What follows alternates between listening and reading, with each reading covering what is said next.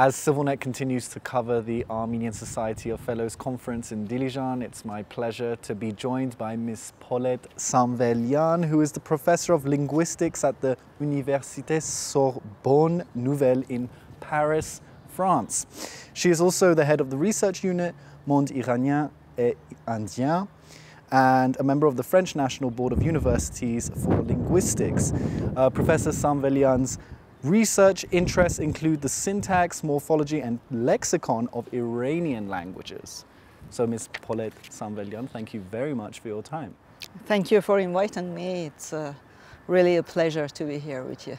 So, I mean, your research encompassed Iranian languages, Farsi, I'm sure, being at the center of it. I saw some of your lectures and, you know, you focus on syntax, on lexicon, on all these very complex areas of linguistics. So I'm wondering, you know, with all your expertise in Farsi and Iranian languages, I'm wondering how could you describe your studies in this area? If you could introduce that a bit to our watchers so they can better understand the work you have done all these years. Yeah. So, in fact, first I studied mathematics to begin with in Iran, and then when I went to France, I changed totally. I switched to literature first, and then I discovered linguistics, which to me had some resemblances to mathematics, and then I pursued it. So my main training is in fact in what we call general and theoretical linguistics. I've also done some computational linguistics, and my PhD thesis was in fact on French and not on Iranian languages. And also my first position at the university was in a department of French modern and classical language and literature. So I began with that. And then little by little, because I knew Persian, in fact I was a speaker of Persian, I told myself that probably I would be more useful since there are so many people working on languages like French, so perhaps I could be more useful in Persian. And I began working with a very famous Iranologist and French linguist who has done a lot for not only Iranian languages but also Iranian culture, Gilbert Lazare, who is renowned, and I worked with him during 3 years in order to re-edit his grammar of Persian, and that was a very big training and experience for me.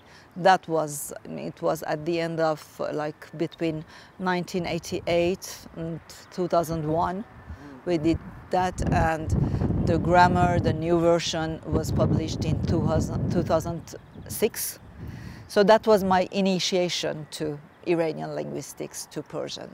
And when we say Iranian languages, obviously Farsi comes to mind. Are there any other languages that fall under this umbrella? Yeah, the family of Iranian languages is in fact a very big, comprehensive family.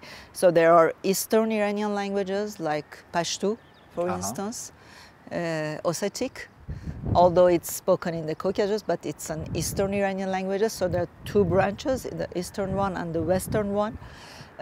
Persian belongs to the Western branch, and in this branch we also find all Kurdish dialects, Zazaki,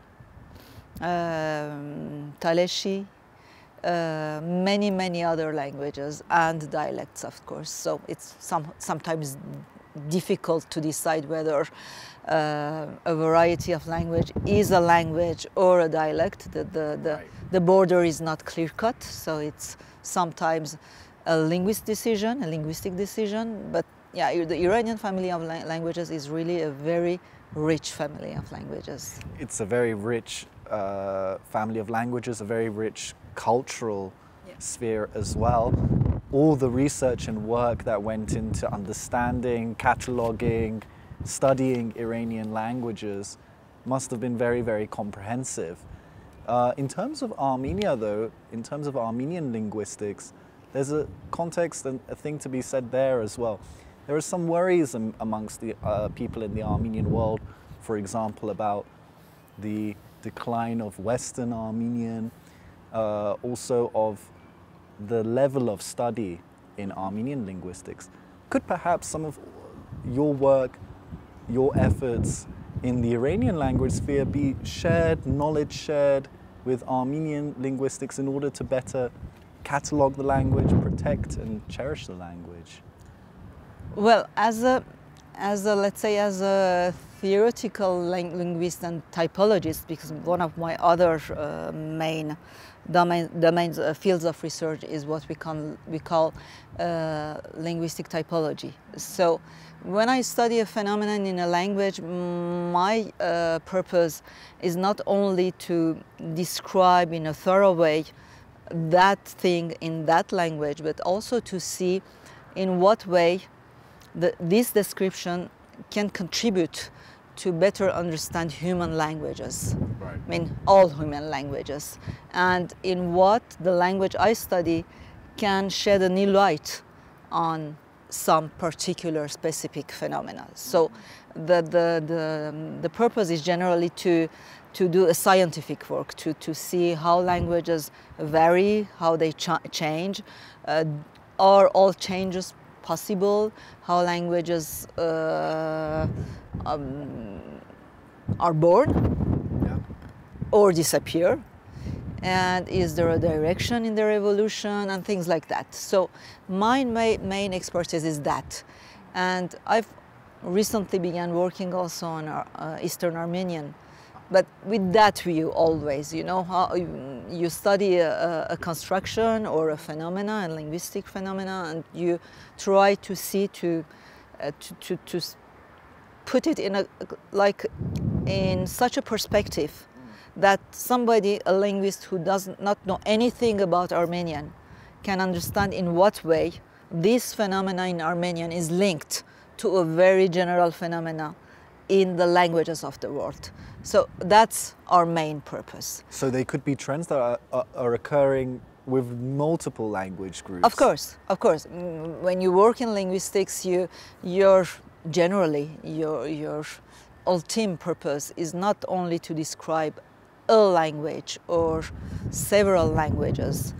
The main purpose is to see what is common, what all human languages share or don't share, and what we call universal tendencies in languages. Are there universal rules, tendencies, why some structures are statistically more dominant in very different languages, genetically different, but also geographically very far away.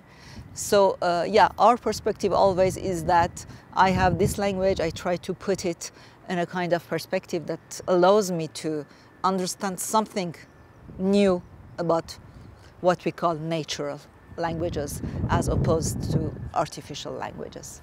And when you were looking and studying Eastern Armenian, which is also a very diverse, Yeah. you know, language, geography also, you have Armenians in Iran, in Karabakh, in Armenia. Even in multiple Armenia, the dialectological variation is significant. impressive. Yeah, yeah, it's very important and impressive. Yeah. When looking in it, was there anything that surprised you in particular, that you found particularly interesting? I mean, what can you tell us? I can't talk about it, but it will become very quickly very technical and probably annoying for people who are not interested in linguistics. Okay. Yeah, of course there were just to say it and then we switch to something else if you want. Yeah, we worked, we had a project with my, it's a pity my colleague Anaïd Donabedian couldn't be here. She has the chair of the Professor of Armenian Linguistics at the Institute for Oriental Languages and Civilizations, and she has done a lot for Western Armenian. She would have talked really better than me about Armenian and Western Armenians, so I try to do my best to say what I can say. Yeah, so we have a large project on the languages of the area, Iran, Anatolia, Caucasus, and Mesopotamia. And we study various phenomena like word order, I mean, things like that. That does really, these things mean nothing to somebody who is not a linguist. So I really don't want to annoy you with these things. Because this is linguistic talk. Well, I find it very interesting that, like, I think it's not obvious immediately to watchers what we mean when we say linguistics. When you say that it's a science. Yeah, it's a science. It's not translation or something like this. It's a science. Yeah, it's a science. It's a sphere of study. Yeah, I'm also curious. The Armenian Society of Fellows has definitely put interest in as well linguistics, and it has said that its mission is to take higher level education, research in Armenia to the next level. I'm wondering what you thought about this aim, ambitious as it is, and about this idea to bring all these different areas of discipline under one roof to knowledge share and try and take things up a notch. Yeah, so I think that's not only a concern or a purpose in Armenia. What happened in linguistics, or what has been happening in linguistics for these last 30 years is quite impressive. And when I started to do it was in the 80s, sorry, even. Linguistics was a part of humanities. No, so it was. It had the ambition to be a scientific field, but the methods we used were very, rudimentary. Elementary methods.